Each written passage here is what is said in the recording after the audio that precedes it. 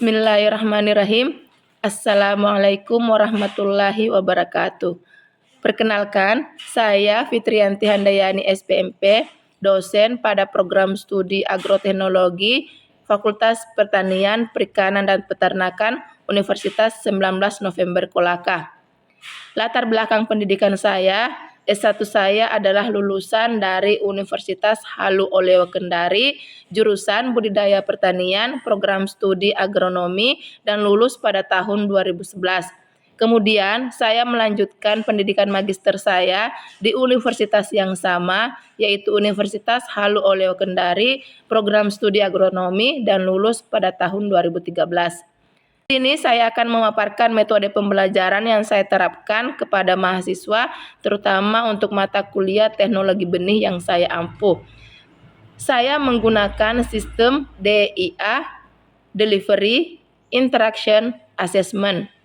Pada bagian delivery, ada deskripsi mata kuliah, yaitu teknologi benih merupakan mata kuliah wajib prodi dengan kode MKKP627 yang diprogramkan pada semester genap dengan bobot SKS 3 SKS, 2 SKS untuk teori dan 1 SKS untuk praktikum.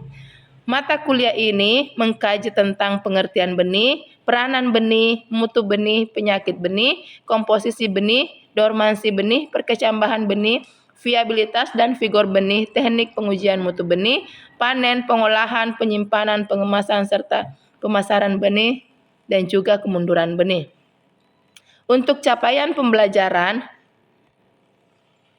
memberikan pembelajaran sehingga mahasiswa mampu menghasilkan dan mengelola benih berkualitas untuk tujuan produksi tanaman yang meliputi pengertian, peranan, mutu benih, penyakit benih, komposisi kimia benih, dormansi dan perkecambahan benih, viabilitas, vigor dan teknik pengujian mutu benih, panen, pengolahan, penyimpanan, pengemasan, sertifikasi, pemasaran benih, serta kemunduran benih.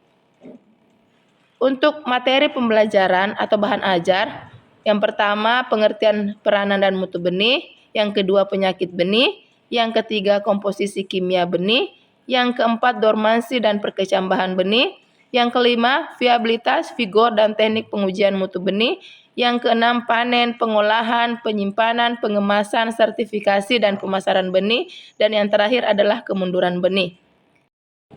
Pada bagian interaction, ada metode pembelajaran, yaitu interaksi dosen dan mahasiswa, kreativitas dalam menyampaikan materi, kemudian media pendukung pembelajaran. Di sini saya menggunakan 8 buku referensi.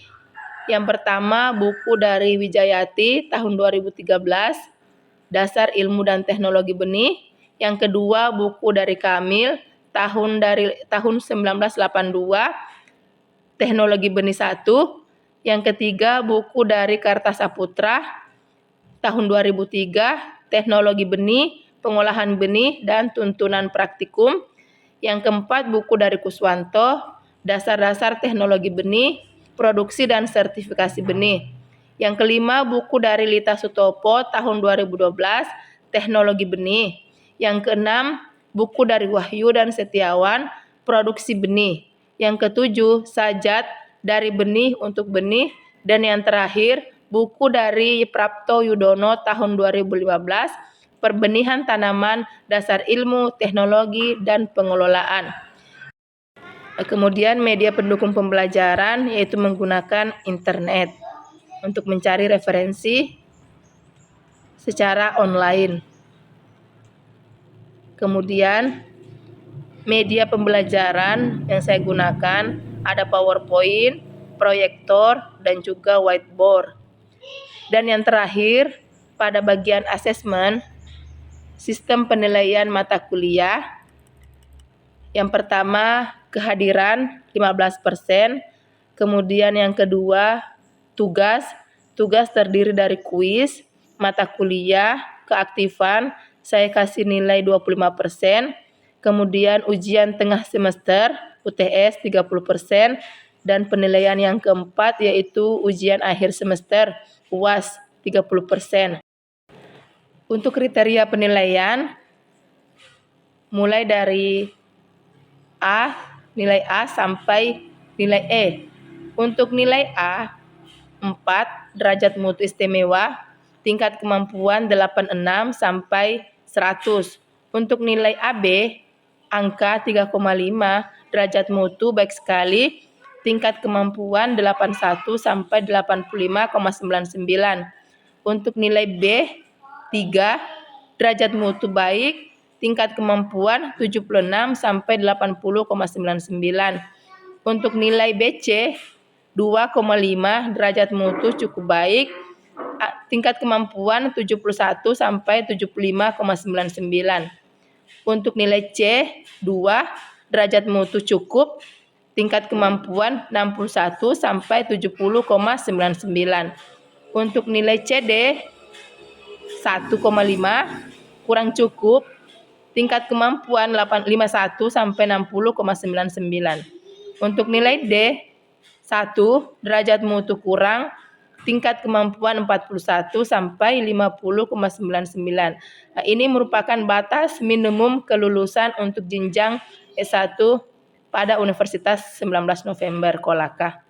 Kemudian nilai yang terakhir adalah nilai E, angka 0, berarti gagal, tingkat kemampuan kurang dari 40,99. Assalamualaikum warahmatullahi wabarakatuh. Hari ini sudah pertemuan ketiga ya. Ya, sudah pertemuan ketiga mengenai dasar teknologi ini. Jadi sebelum kita masuk ke materi, kita tes dulu ya. Untuk mengingat kembali materi minggu kemarin, ya.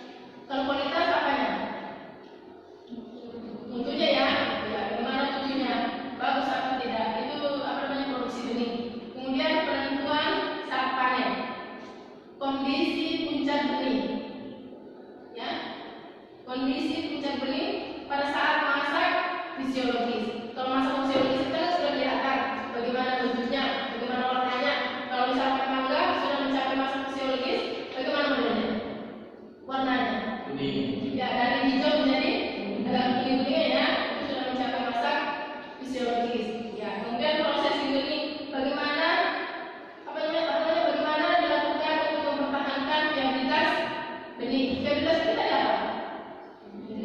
Ya, bagaimana dilakukan mempertahankan daya hidup benih. Ya, kemudian penyimpanan benih, bagaimana kondisi penyimpanannya.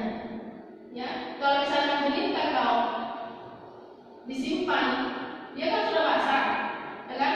Sudah mempunyai kadar air yang banyak. Kalau misalkan disimpan lagi di tempat yang basah, maka dia akan jadinya busuk ya. Ya, jadi harus disesuaikan dengan kondisi benihnya, harus disesuaikan dengan kondisi penyimpanannya. Bagaimana ya? Kemudian rantai pemasaran, ya, konservasi benih sampai ke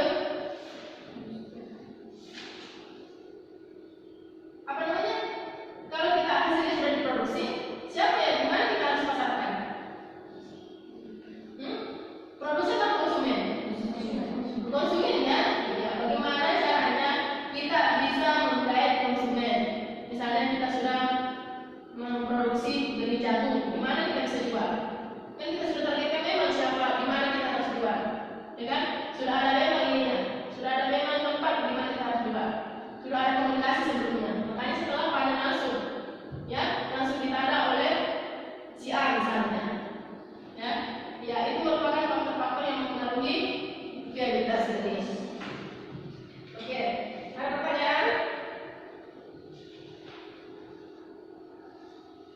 Sampai di sini sudah paham? Kalau figur benih, ya, kemampuan benih untuk tumbuh, ya. Ciri figur benih yang tinggi, tahan disimpan lama, ya. Jadi kalau misalkan ada benih yang kita simpan, atau misalkan hasilnya dari hasil dari panen kita simpan lama, kemudian tahan disimpan lama, berarti dia mempunyai vigor atau viabilitas? Ya, vigor yang tinggi. Kemudian tahan terhadap serangan hama dan penyakit, ya itu. Kemudian cepat dan pertumbuhannya merata. Jadi kalau misalkan dia berkecambah, kemudian kecambahnya itu seragam. Kalau dalam satu lot benih dikecambahkan misalnya kecambahan, dia akan tumbuh dengan seragam, kecambahannya seragam. Ya, sama ukurannya, misalnya 10 cm, yang lainnya 10 cm. Namanya seragam, yaitu figur benih yang tinggi. Kemudian mampu menghasilkan tanaman dewasa yang normal dan berproduksi baik dalam lingkungan yang suboptimal. Jadi dia bisa menghasilkan tanaman dewasa yang sangat bagus ya, yang normal, yang perkecambahannya normal, tidak ada yang abnormal. Oke? Itu ya, itu figur benih, ciri-ciri figur benih.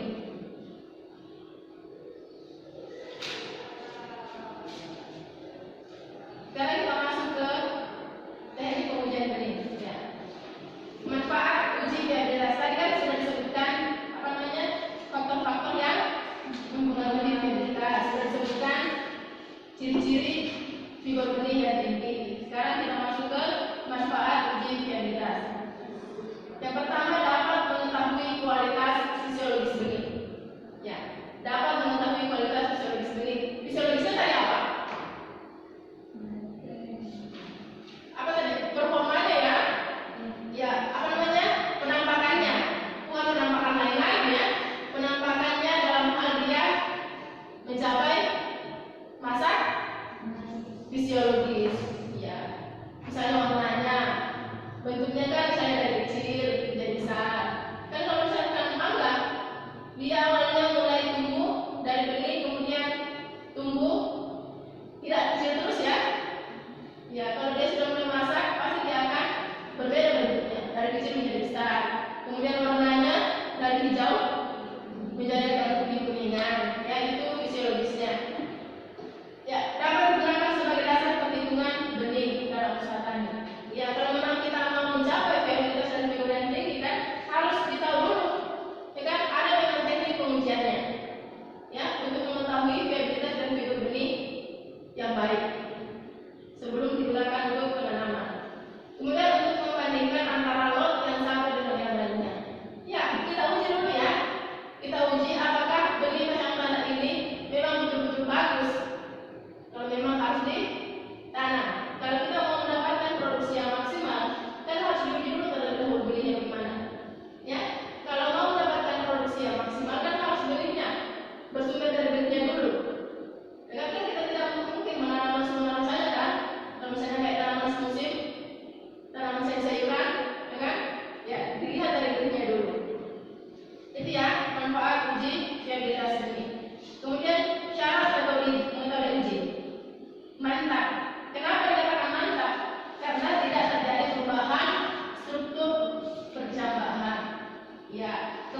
mudah. Mengapa dikatakan mudah? Karena bisa dilakukan oleh siapa saja meskipun bukan sarjana pertanian. Orang biasa pun bisa melakukannya. Mereka misalnya petani, ya petani kan sudah berpengalaman dalam hal ini.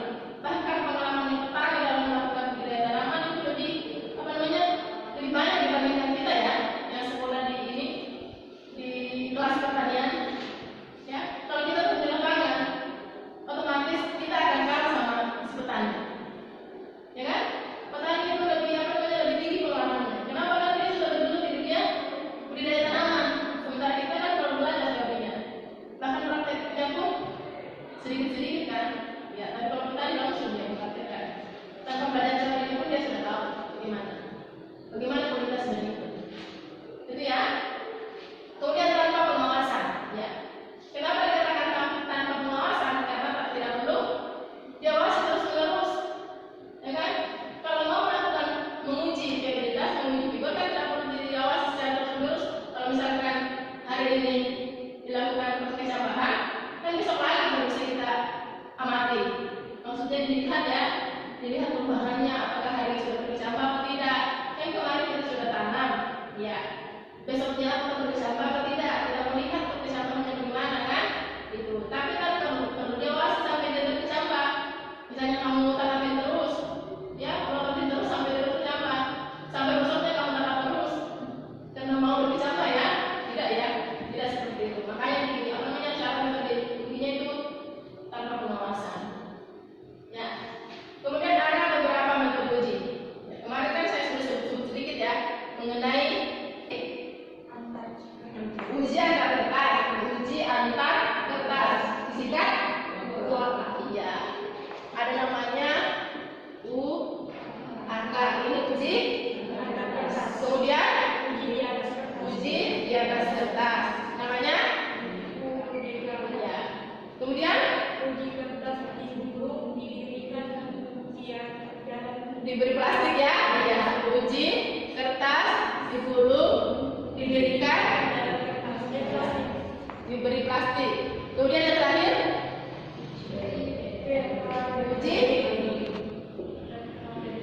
ya, uji TZ ya, uji tetrazolium ya. Ada namanya uji antar kertas, uji di atas kertas, uji kertas digulung didirikan diberi plastik, kemudian uji tetrazolium ya. Kalau ini tetrazolium kan menggunakan cairan ya, dia cairan kimia, jadi tidak boleh sembarangan menggunakannya. Kalau uji antar kertas, pernah lihat kertas buram seperti kertas HPS, tapi warnanya agak coklat-coklatan ya. Ya, kalau dibasahkan pun tidak akan mudah robek. Ya, itu yang digunakan untuk uji antar kertas. Jadi misalnya ini ada kertas, ya, dilembabkan dulu, kemudian ditanam benih. Misalnya ada 100 benih. Benih kecil-kecil ya, misalnya benih kacang tanah, cabai bisa, kemudian jagung bisa. Kemudian setelah itu ditutupi lagi kertas, ya, ditutupi lagi kertas. Tapi sebelum ditutupi harus dilembabkan lagi, ya. Kemudian setelah ditutupi, dilengkung sedikit ujungnya, kemudian digulung. Sebelum digulung kan harus diberi plastik dulu. Itu namanya uji kertas digulung didirikan diberi plastik. Kalau uji antar kertas tanpa diberi plastik, ya digulung saja kalau tidak diberi plastik. Kemudian kalau uji di atas kertas, misalnya mengenai calon petri, nanti kita praktek ya di laboratorium. Calon petri misalnya seperti ini modelnya. Lembabkan pula kertas di atas calon petri, tapi sesuai dengan ukuran calon petri. Misalnya berapa benih yang harus kita tanam. Kalau benih cabai kan, kalau misalnya calon petri yang ukuran kecil ya, bisa 50 benih di cabai ya. Ya.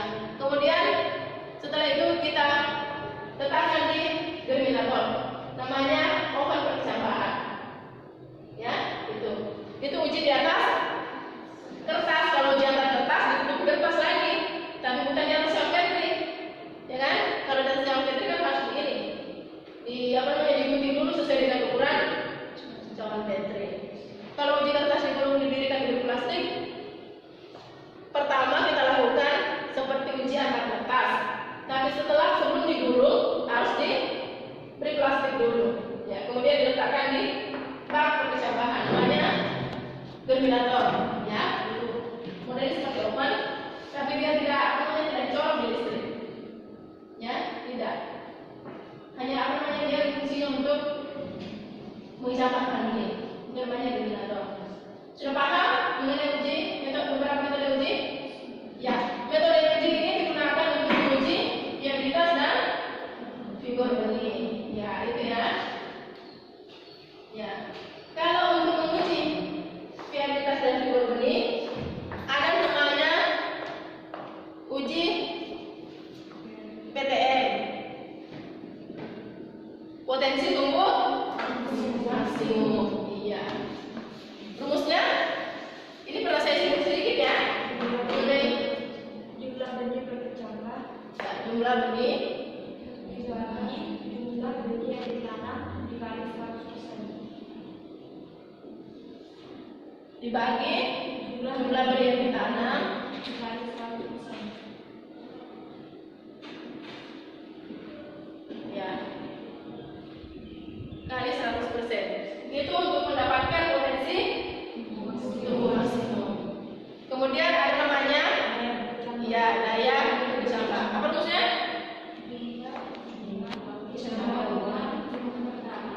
Jumlah bercambah normal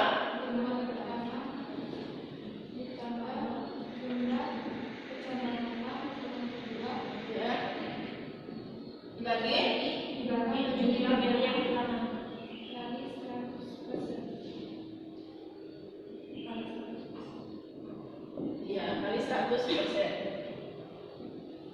Ini untuk menguji ya, untuk menguji daya bercambah, untuk viabilitas benih. Ya, apalagi? Kalau untuk uji vigor,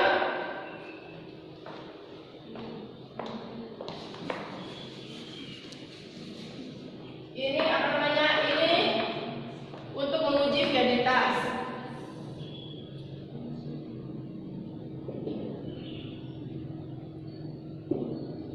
Kemudian untuk menguji vigor,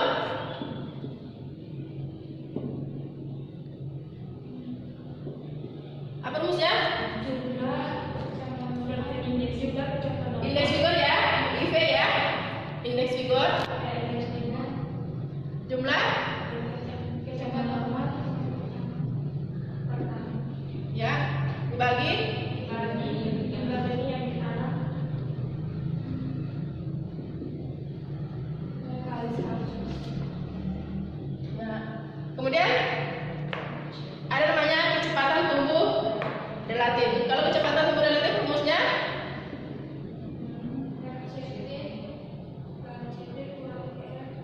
KCT per KCT max ya. Ya. Dikali dengan 100%. Nah ya, untuk mendapatkan. Tapi sebelum mendapatkan KCT dan KCT, apa namanya? Sebelum mendapatkan kecepatan tumbuh relatifnya, harus dicari dulu KCT dan KCT maxnya. Apa rumusnya KCT? Coba Desi yang tulis. Ya, rumusnya KCT ya.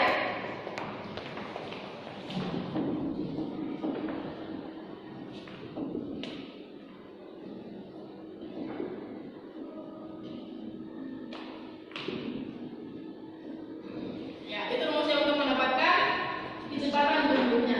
Belum tahu ya, relatifnya ya. Oke. Kalau KCT maxnya,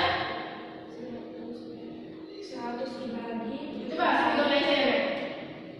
Tulis apa rumusnya KCT maxnya, KCT maksimumnya.